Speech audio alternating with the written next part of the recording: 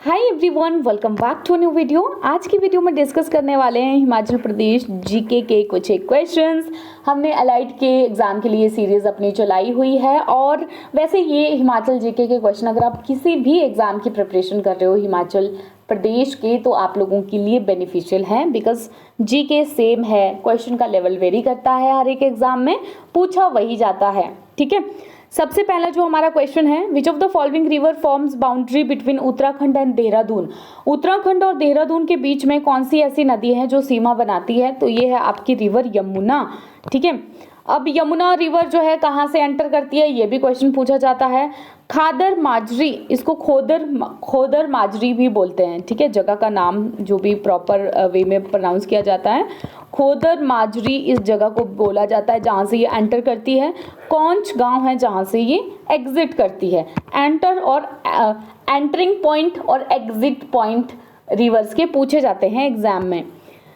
Second आ गया कि ये क्यारादुन को देहरादून से सेपरेट करती है, तो ये भी पूछा जाता है कौन सी नदी है जो क्यारादुन को देहरादून से सेपरेट करती है और इसीलिए ये सिरमौर और उत्तराखंड के बीच में एक बाउंड्री को बनाती है। क्यारादुन जो है सिरमौर का, अगर सिरमौर को अगर हम देखें ना तो इसमें मेनली इसी तरह के एरियाज आते हैं। पहले तो एक ट्रांसगिरी आ गया, सिसगिरी, क्यारादुन, तीन तरह के एरिया में ये इसको हम पार्ट में डिवाइड कर सकते हैं, ट्रांस सिस और, ठीक है, ट्रांस सिस और क्यारादुन वाला जो एरिया है इस तरह से। क्यारादुन जो है एक फर्टाइल एरिया है, प्लेन एरिया है, बाकी के जो एरिया है वो माउंटेनस हैं, हिली एरियाज हैं। क्यारादुन इकलौता ऐसा एरिया है जो प्लेन एरिया है। और क्यारादुन को कौन सी नदी इरिगेट करती है? तो क्यारादुन को इरिगेट करती है आपकी बाटा रिवर। अब बाटा नदी कहाँ से राइज करती है? बाटा नदी राइज करती है आपकी स्योरी स्प्रिंग्स से, धारती रेंजेस में। ठीक है, धरती पर्वतमाला में स्योरी झरने से ये निकलती है Bata river. Which among the following are tributaries of Giri river? Giri नदी की ट्रिब्यूटरीज कौन सी हैं? Jalal, Nait, Palar, all of the above. तो सही आंसर इसका यहाँ पर आ जाता है all of the above. Giri नदी की ट्रिब्यूटरी है जलाल, नैत, पलर और एक और है जिसका नाम है कवल। ठीक है, ये इंपॉर्टेंट ट्रिब्यूटरीज हैं गिरी नदी की। जलाल नदी गिरी को कहां पर आकर के ज्वाइन करती है, उस जगह का नाम पूछा जाता है ददाहू। ददाहू जगह में जलाल नदी ज्वाइन करती है गिरी नदी को। कहां से राइज करती है ये गिरी? जुब्बल से, शिमला डिस्ट्रिक्ट के जुब्बल से। और मंडू प्लासा एक गांव है जहां से ये दक्षिण पूर्व दिशा की ओर जाती है और सिरमौर को दो भागों में डिवाइड करती है। ठीक है, तो सिरमौर को दो भागों में कौन सी नदी डिवाइड करती है? गिरी। कहां से? मंडू प्लासा गांव के पास से ये दक्षिण पूर्व में एक डायरेक्शन लेती है। Jatak hills are place where historical war of Britishers and dash was fought in 1814 1815। जातक पहाड़ियां वो स्थान है जहां पर अंग्रेजों का ऐतिहासिक युद्ध हुआ, जो किसके साथ हुआ था 2014-15 में? तो ये आपका यहाँ पर हुआ था गुरखाज के साथ। ठीक है, गुरखाज के साथ हुआ था ये 14-15 में युद्ध इनका। 20 फोर्ट्स भी कंस्ट्रक्ट किए गए हैं यहाँ पर गुरखा के द्वारा जातक पहाड़ियों में। Who among the following is founder of Sirmaur? Sirmaur के संस्थापक कौन है? राजा रसालू। ये जैसलमेर के हैं। ठीक है, जैसलमेर के हैं, इन्होंने सिरमौर की स्थापना की थी। सिरमौर की हिस्ट्री के मेन सोर्सेज क्या क्या हैं? सिरमौर की हिस्ट्री के एक तो जो ओल्ड गैजेट्स हैं वो है, और उनके रिकॉर्ड्स हैं, या फिर तारीख है रियासत जिसको लिखा था कंवर रंजौर सिंह ने। ठीक है, और सिरमौर को राजा रसालू ने स्थापित किया है जो जैसलमेर से थे। ऐसे बहुत सारी बातें बोली जाती हैं कि उनके कोई एंसेस्टर थे जिनका नाम सिरमौर था, उन्हीं के नाम के ऊपर उन्होंने, राजा रसालू ने ये सिरमौर नाम रखा था। इसके हिस्ट्री के सोर्स भी इम्पोर्टेंट है कि कहाँ से हमें पता चलता है सिरमौर की हिस्ट्री के बारे में। Which of the following river caused devastation of Sirmaur during reign of Madan Singh? Madan Singh के नाम पर, मदन सिंह का जब शासनकाल चला था तो कौन सी ऐसी नदी थी जिसने डिवास्टेशन कॉज की थी? तो ये थी आपकी गिरी नदी। ठीक है, ऐसे बोला जाता है कि जब ये मदन सिंह थे, मतलब इनका राज था, तो उस समय कोई एक लेडी थी जो एविल स्पिरिट से बात करती थी या मरी हुई आत्माओं से बात करती थी, और किसी वजह से इनके बीच में कुछ हो गया था, तो इस लेडी ने श्राप दिया था मदन सिंह को, और उसके बाद गिरी नदी ने पूरा ये वो कर दिया था, तबाह कर दिया था, जिसकी वजह से मिथिकल स्टोरीज हैं। Which among the following Raja of Sirmaur shifted the capital from Rajban to Kalsi? Rajban से कालसी में कौन से राजा ने स्थापित की थी कैपिटल को?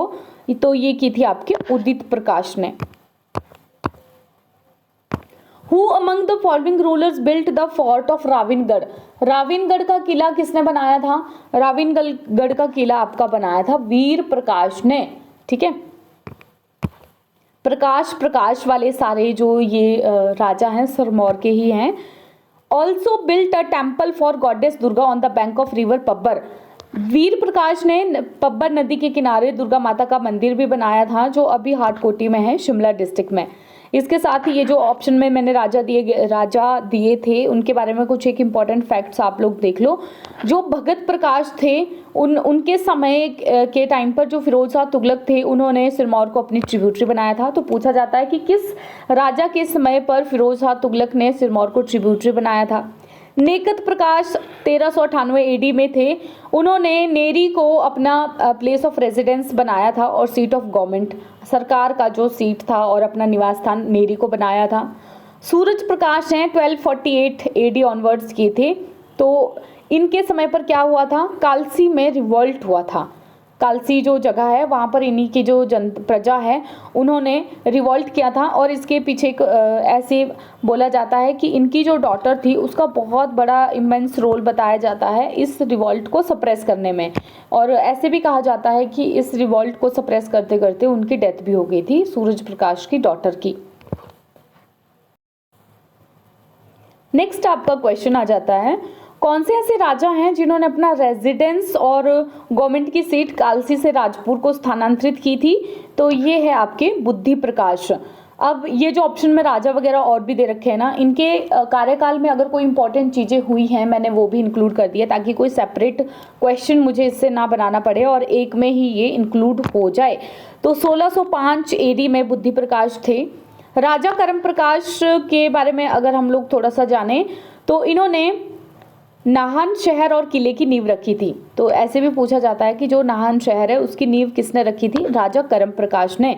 बाबा बनवारी दास के डिसिपल थे ये, उनके अनुयायी थे ये।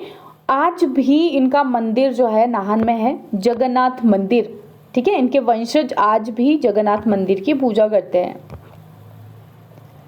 Who among the following Raja was recognized as Raja of Sirmaur titled मस्त प्रकाश by औरंगजेब? किस राजा को औरंगजेब द्वारा मस्त प्रकाश शीर्षक से सिरमौर के राजा के रूप में मान्यता दी गई थी? तो ये है आपके राजा जोगराज। छत्रपति की मान्यता किसे दी गई थी? केहरी सिंह को। ठीक है, क्योंकि केहरी सिंह जब औरंगजेब से मिलने गए थे तो उनके ऊपर, मतलब गर्मियों में उनके ऊपर जैसे ही वो आगे आगे जा रहे थे बादल सा एक बन रहा था। तो औरंगजेब ने पूछा भाई क्यों बन रहा है ये? उन्होंने बोला ये मेरे देवी देवताओं का ही एक आशीर्वाद है कि मैं प्लेन की गर्मी को सह सकूं, इसके लिए ये ऐसे हो रहा है। तो उनको छत्रपति का टाइटल दिया था। मस्त प्रकाश का टाइटल दिया था इन्होंने जोगराज को, औरंगजेब ने। ठीक है, मेदिनी प्रकाश और मस्त प्रकाश दोनों ही ये जोगराज के हैं। इनके समय पर गुरु गोविंद सिंह आए थे सिरमौर में। इस तरह एक्चुअली जो क्वेश्चन हिस्ट्री से ऐसे भी पूछे जाते हैं ना कि कौन सा राजा था जिनके कार्यकाल के समय पर गुरु गोविंद सिंह जी सिरमौर आए थे, या राजा भीमचंद और गुरु गोविंद सिंह के बीच में फाइट हुई थी इस समय पर। गुरु गोविंद सिंह जी सिरमौर आए थे क्योंकि राजा भीमचंद और इनके बीच में अच्छे संबंध नहीं चल रहे थे। कहलूर के राजा थे राजा भीमचंद। एक सफ़ेद हाथी के पीछे दोनों की लड़ाई हुई थी। उन्होंने गुरु से एक सफ़ेद हाथी की मांगा था राजा भीमचंद ने, और गुरु गोविंद सिंह जी ने इसे मना कर दिया था, जिसकी वजह से इन्हें निकाल दिया गया था राजा भीमचंद ने, और उन्होंने सिरमौर में आकर के शरण ली थी। नाहन से फिर ये गुरु चले गए थे पौंटा साहिब में, क्यारादुन में रहे थे ये बहुत सारी सालों तक। फिर क्या हुआ था कि जो कहलूर के राजा भीमचंद थे उनकी फतेह शाह जो गढ़वाल के राजा थे उनकी बेटी के साथ शादी फिक्स हो गई। और ये जो फतेह शाह थे ये गुरु गोविंद सिंह जी के दोस्त थे।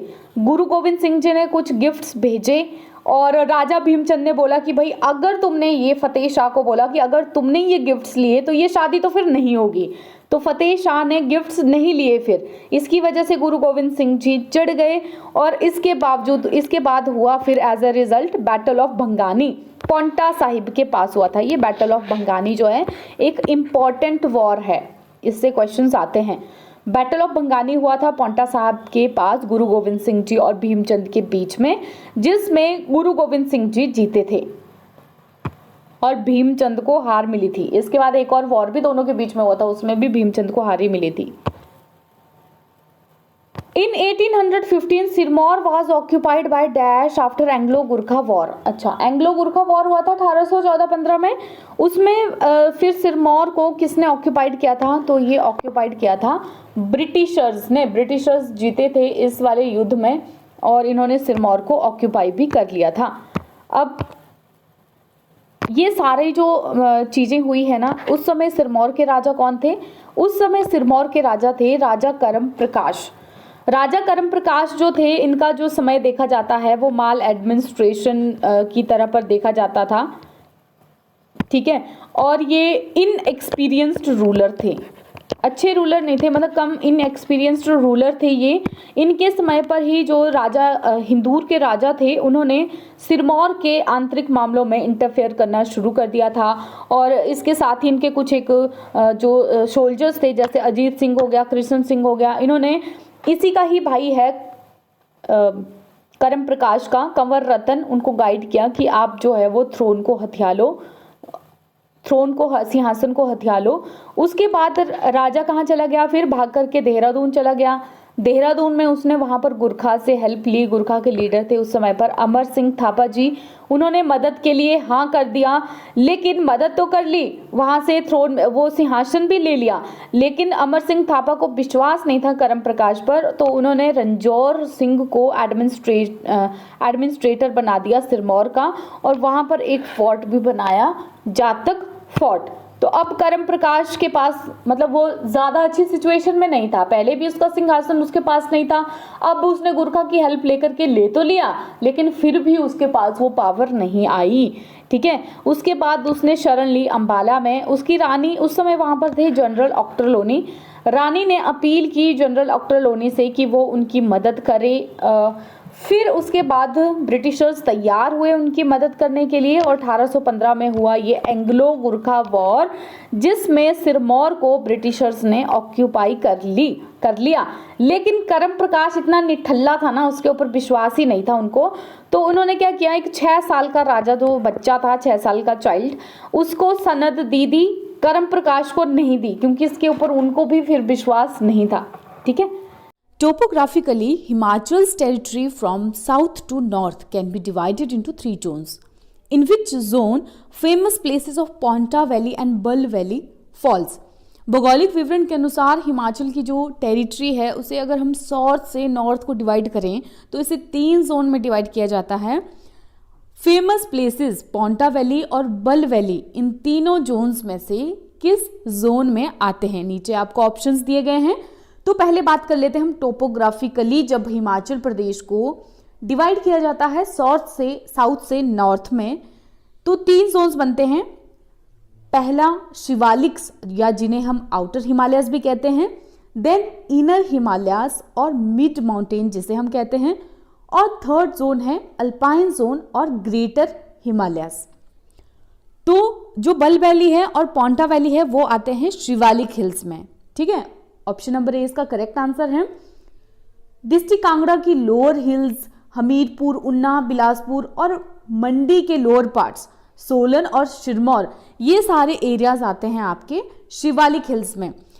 हिमाचल प्रदेश की टेरिटरी के टोपोग्राफिकली अगर हम इसे डिवाइड करें या फिजियोग्राफिक डिवीजन, ये इंपॉर्टेंट है, और इस तरह के क्वेश्चन पूछे जाते हैं कि कोई एक पर्टिकुलर एरिया दे दिया जाएगा कि ये पर्टिकुलर एरिया कौन से जोन में आता है, तो ये टोपोग्राफिक डिवीजन और फिजियोग्राफिक डिवीजन भी इंपॉर्टेंट है। नेक्स्ट क्वेश्चन है, which of the following hills were known as Manak Parvat in ancient time? प्राचीन समय में मानक पर्वत किसे कहा जाता था? नीचे ऑप्शन दिए गए हैं और इसमें से करेक्ट आंसर है option number C, Shivalik hills.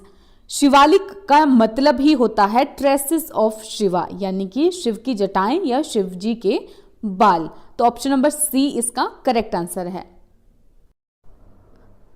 Next question है, Zanskar range separates Tibet from. Zanskar range Tibet को नीचे दिए गए हुए ऑप्शंस में से किससे अलग करती है? तो सही आंसर है इसका option number B, Spiti and Kinnaur. Zanskar range alpine zone या ग्रेटर हिमालयन जोन में आती है और ये तिब्बत को स्पीति और किन्नौर से अलग करती है। जो जंस्कर रेंज है इसमें काफ़ी ऊंची ऊंची चोटियां आती हैं, काफ़ी ऊंची ऊंची पीक्स आती हैं हिमाचल प्रदेश की, जिनकी लगभग जो हाइट होती है वो 6,500 मीटर से तो ऊंची ही होती है। और इसमें जो सबसे ऊंची चोटी आती है वो है शिला पीक, जिसकी ऊंचाई है 7,025 मीटर। ये क्वेश्चन भी काफ़ी इंपॉर्टेंट है और पिछले सालों के बहुत सारे पेपर्स में ये पूछा गया है, जैसे एक बार ये अलाइड सर्विसेज में भी पूछा गया था। अगला क्वेश्चन है, Nahan area of Sirmaur and Bilaspur comes in. Sirmaur का नाहन एरिया और बिलासपुर ये नीचे दिए गए हुए किन जोन्स में आते हैं? ऑप्शंस आपको दिए गए हैं। देखिए ये जो ऑप्शन दिए गए हैं ये हैं हमारे, जब हिमाचल प्रदेश को हम फिजियोग्राफिकली डिवाइड करते हैं तो ये फिजियोग्राफिकली इनका 5 जोन में डिवीजन होता है। पहला है वेट सब टेम्परेट जोन, जिसमें आपके एरियाज आते हैं पालमपुर और धर्मशाला, कांगड़ा, जोगिंदरनगर, मंडी डिस्ट्रिक्ट, डलहौजी, चंबा, ठीक है। सेकंड है ह्यूमिड सब टेम्परेट जोन, जिसमें कुल्लू, शिमला, कुछ एक पार्ट मंडी के, सोलन, चंबा, कांगड़ा, सिरमौर डिस्ट्रिक्ट आते हैं। देन आता है आपका ड्राई टेम्परेट, जिसमें आपके आते हैं मेजर पार्ट लाहौल स्पीति के, पांगी के और किन्नौर के। उसके बाद आता है ह्यूमिड सब ट्रॉपिकल जोन, जिसमें आ जाता है बिलासपुर, मंडी डिस्ट्रिक्ट का major part, Nahan area of Sirmaur district, Bhattiyat valley of Chamba district, Nalagarh area of Solan district और हमीरपुर डिस्ट्रिक्ट, देहरा और Nurpur area of Kangra district. Last आ जाता है सब ह्यूमिड ट्रॉपिकल जोन, जिसमें Una, Paonta Sahib area of Sirmaur district और कांगड़ा के इंदौरा एरिया आते हैं। देखिए मैंने आपको पहले क्वेश्चन में भी बताया कि ये जो डिवीजन है इसके अकॉर्डिंग कौन सा एरिया कौन से जोन में आता है, ये बहुत इंपॉर्टेंट है। एचएस के पेपर में भी ये क्वेश्चन पूछा गया था कि फिजियोग्राफिकली स्टेट का जब डिवीजन करते हैं तो उसमें 2 एरिया दिए गए थे कि ये एरिया कौन से जोन में आते हैं। तो सिरमौर का जो नाहन एरिया है और बिलासपुर है वो आते हैं हमारे ह्यूमिड सब ट्रॉपिकल जोन में। तो ऑप्शन नंबर सी इसका करेक्ट आंसर है। नेक्स्ट क्वेश्चन है, what percentage of total area of Himachal Pradesh falls in Lahaul Spiti district. तो लाहौल स्पीति डिस्ट्रिक्ट में हिमाचल प्रदेश के एरिया का कितना प्रतिशत आता है? तो इसका सही आंसर है ऑप्शन नंबर सी, 24.85%। और ये आपसे इस तरह से भी पूछा जा सकता है, इसमें स्क्वायर किलोमीटर्स में भी एरिया पूछा जा सकता है। तो हिमाचल प्रदेश के टोटल एरिया का 13,835 स्क्वायर किलोमीटर्स लाहौल स्पीति में आता है, जो 12 जिलों में से सबसे ज्यादा एरिया को कवर करता है। नेक्स्ट क्वेश्चन है, 26 princely states Thakurais were clubbed together to form Mahasur district. Which was smallest among them? जब महासुर डिस्ट्रिक्ट बना था तो उस समय 26 प्रिंसली स्टेट्स और ठकुराइज को एक साथ मिलाया था, तब महासुर डिस्ट्रिक्ट बना था। इनमें से सबसे छोटा कौन था? एरिया सबसे छोटा किसका था? तो सही आंसर इसका ऑप्शन नंबर सी, रातेश। महासुर डिस्ट्रिक्ट की जो फॉर्मेशन है ये भी इंपॉर्टेंट है क्योंकि इससे अलग अलग तरह के क्वेश्चंस पूछे जाते हैं। जैसे ये वाला क्वेश्चन भी पिछले दिए गए पेपर्स में पूछा गया था, लेकिन जैसे यहाँ पर पूछ लिया गया है कि इन ठकुराइज में से सबसे छोटा कौन था, स्मॉलेस्ट कौन था, तो ये था रातेश।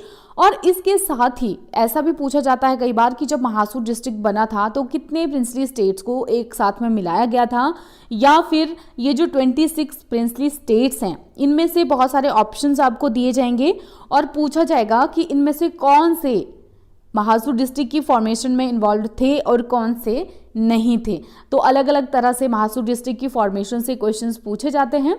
तो आपको 26 प्रिंसली स्टेट्स, उनको भी अपनी नज़र में रखना है कि कौन कौन से 26 प्रिंसली स्टेट्स थे जिनसे महासू डिस्ट्रिक्ट की फॉर्मेशन हुई थी।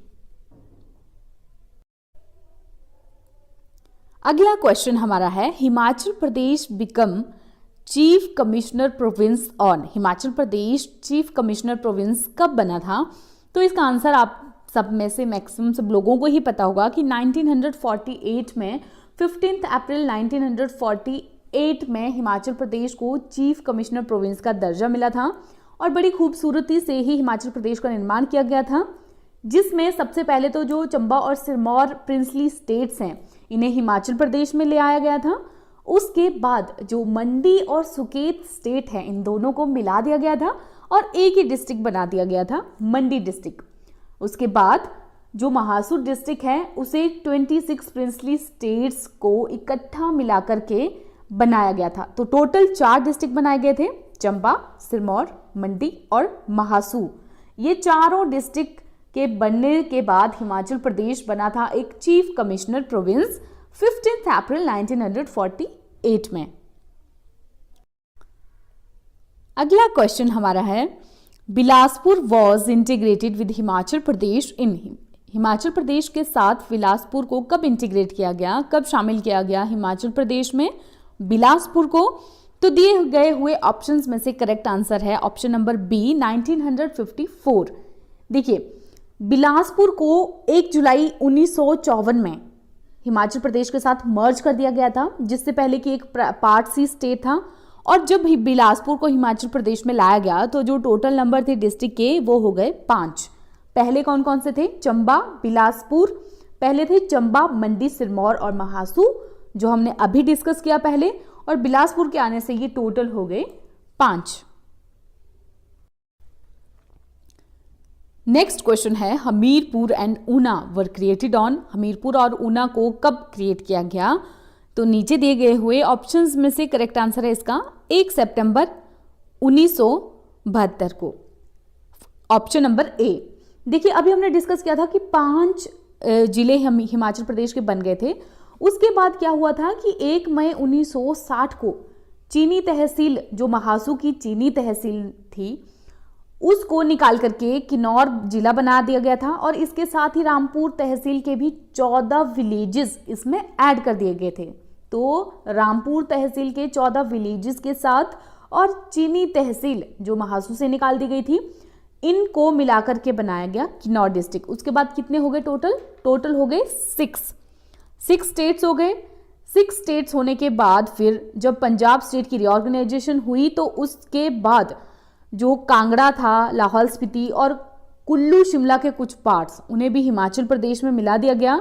तो उस समय फिर जो टोटल डिस्ट्रिक्ट हुए वो कितने हो गए? 9 हुए। लेकिन 1 सितंबर 1972 को 2 और डिस्ट्रिक्ट बनाए गए। कौन कौन से? हमीरपुर और ऊना। कैसे बनाए गए? जो कांगड़ा डिस्ट्रिक्ट है उसकी ट्राइफर्केशन की गई, उसे 3 हिस्सों में बांट दिया गया, ठीक है। और जो महासू डिस्ट्रिक्ट है उसे शिमला और सोलन जिले के साथ रीऑर्गेनाइज कर दिया गया, ठीक है।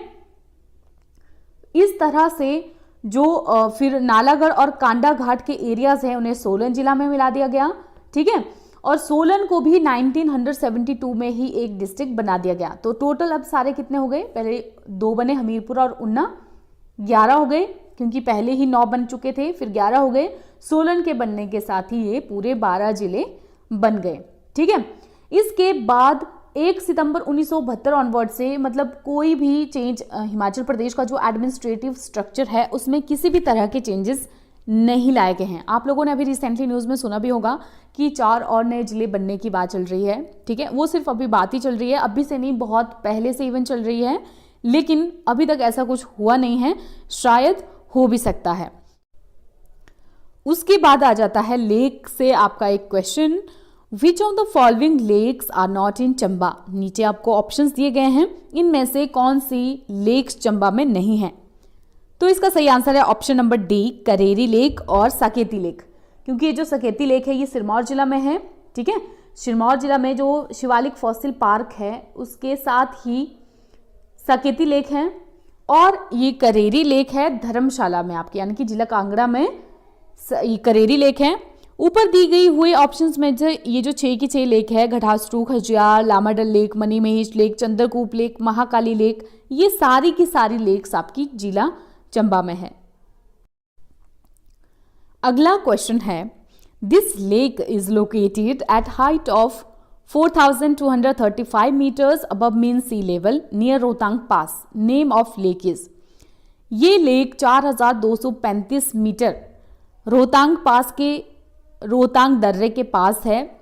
इस लेक का नाम क्या है? नीचे आपको ऑप्शंस दिए गए हैं, आपने ऐसी कोई लेक देखनी है जो रोहतांग दर्रे के पास है और सी लेवल से जिसकी हाइट है 4,235 मीटर। इस तरह के क्वेश्चंस भी पेपर्स में पूछे जाते हैं। अगर लेक से डायरेक्ट नहीं भी पूछा जाता है, बहुत बार तो ऐसे पूछ लिया जाता है कि ये लेक कहाँ पर है, लेकिन बहुत बार लेक्स में से उनकी जो लोकेशन होती है या कोई भी अदर फीचर उठा लिया जाता है और पूछा जाता है कि ये पर्टिकुलर जो लेक है वो कहाँ पर है। तो इसका सही आंसर है आपका भृगु लेक। भृगु लेक आपकी मीन सी लेवल से इसकी हाइट है 4,235 मीटर और ये रोहतांग दर्रे के पास है। ठीक है,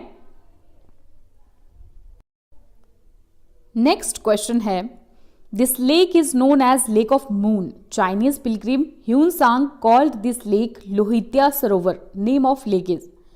इस लेक को लेक ऑफ मून कहा जाता है और जो चाइनीज पिलग्रिम थे ह्यूनसांग, उन्होंने इस लेक को लोहित्या सरोवर कहा था।